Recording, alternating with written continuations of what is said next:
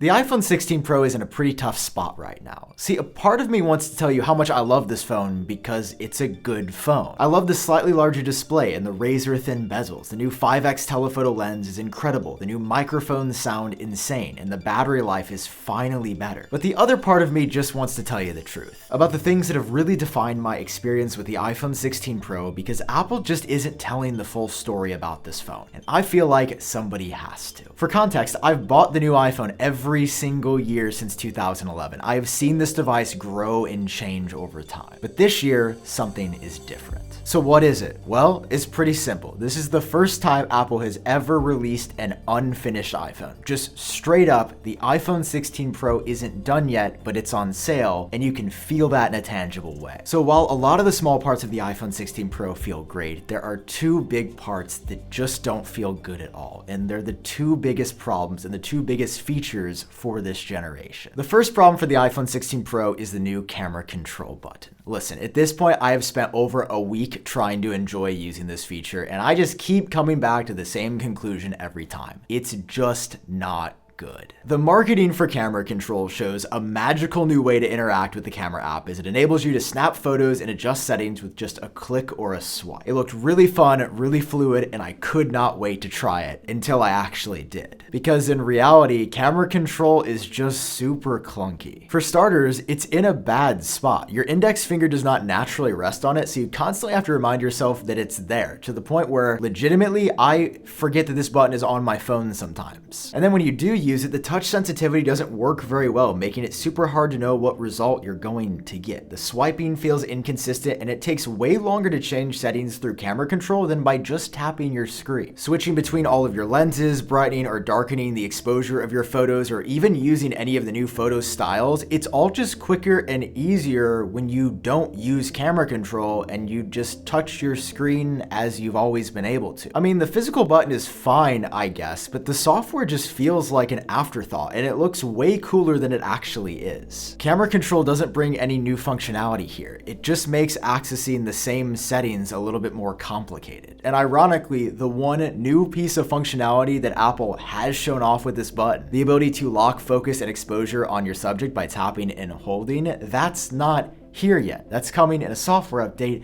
later this year. Camera control feels like a beta feature we're getting to test early on these phones that Apple's like sort of figured out, but not exactly just yet, which is unfortunately a trend that continues with the rest of the iPhone 16 Pro. And with the durability of the iPhone 16 Pro also feeling like a beta this year, that's why I partnered up with Rhino Shield, who sponsored today's video. Rhino Shield's cases offer the ultimate protection optimized for iPhone 16 because standard, they all come with 11 feet of drop protection. Around the edges, they've got these super satisfying and solid clicky buttons, and there's a cutout for the capture button so that when you do want to use it, it's right there. And on their MagSafe cases, they've made the connection twice as strong, which I've tested, and you can absolutely feel. Their case lineup this year also has something for everybody. There's the brand new Jelly Tint series based off the colors of the lower end iPhone 16, so it can really make your iPhone 16 Pro pop a bit more. Rhino Shield is also debuting a new printing technology that they're calling Retexture, which adds a layer of printing on top of the case to give your phone a really unique look with a number of different patterns. Or if you're looking for an even more custom design, Rhino Shield has thousands of different prints available on their website, like this Lakers one that they sent me. And to give this design a paper cut collage sticker-like finish, Rhino Shield has incorporated a special 3D ink that adds texture and depth here. And while the Lakers are my favorite, they also have cases for a ton of other teams like the Bulls, Celtics, or Warriors too. Or for a more classic series, Rhino Shield has their solid suit cases, which are durable, easy to install and remove, and if you don't know what style to choose from, you can't go wrong with a classic. So whether you just got an iPhone 16 or you're looking to refresh your old phone, head over to the link down below in the description and use code AppleTrack to get 10% off your order.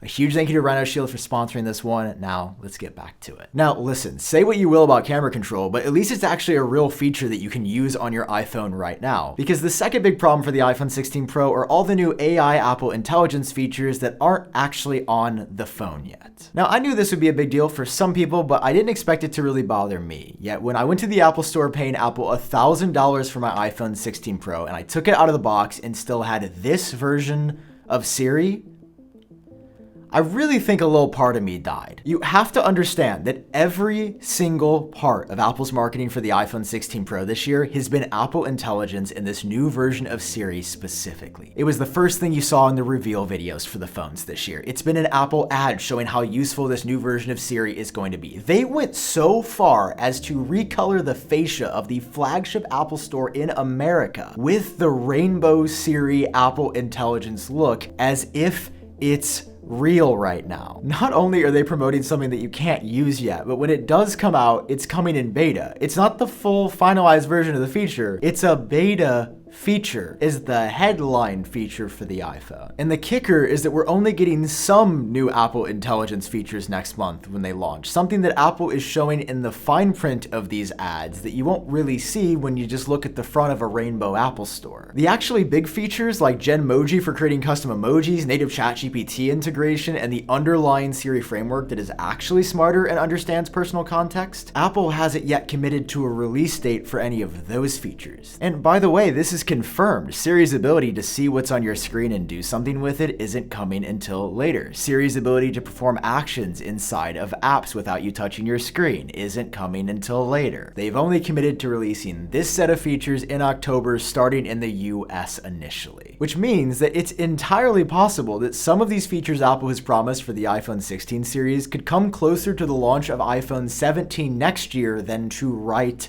now.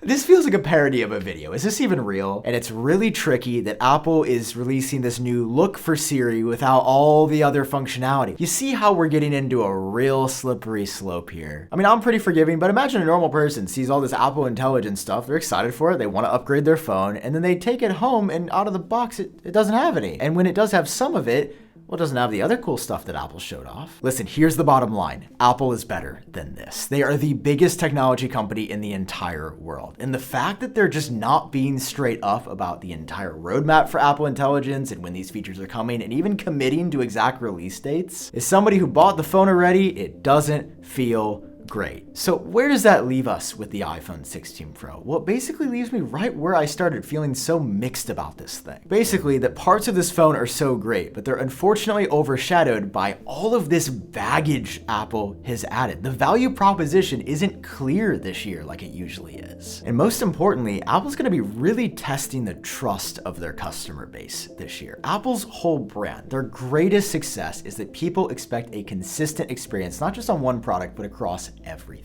When you start to fragment out features and release things that feel like a beta, that trust, slowly but surely, is going to start to erode a little bit. And I'm not saying by any means this is the end of Apple. It's not a stupid video like that. What I'm saying is that with a product as important as their iPhone, the driver for over half of their revenue, I think they need to be a little bit more careful than how they're acting this year. Because the real overarching issue now is that Apple has to execute on everything they've promised essentially perfectly, or people are going to get really upset. All of these new features that Apple hasn't released yet have to work exactly as well as Apple showed. Or and I think a lot of other people are going to be really frustrated that not only do we have to wait for it, but then when we got it, it wasn't even good. To be clear, I have full confidence that Apple's going to pull all this stuff off. I'm just saying that I'm glad I'm not in their shoes, because that is a lot of pressure and a lot of people to please that already spent money on something that just want to see the product finished. It's going to be a really interesting story over the next year to see how this phone develops, what features come when, and ultimately how long it takes for this phone to be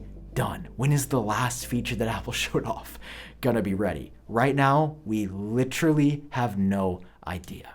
So let's leave it there for now. I'm on this journey with you. I bought the phone. I'm not returning it. We're all in this together, and let's see how it goes. I've been Sam. I hope you're doing well. Subscribe for more like this in the future. Really appreciate you guys watching all this, and I'll see you in the next one. Bye-bye.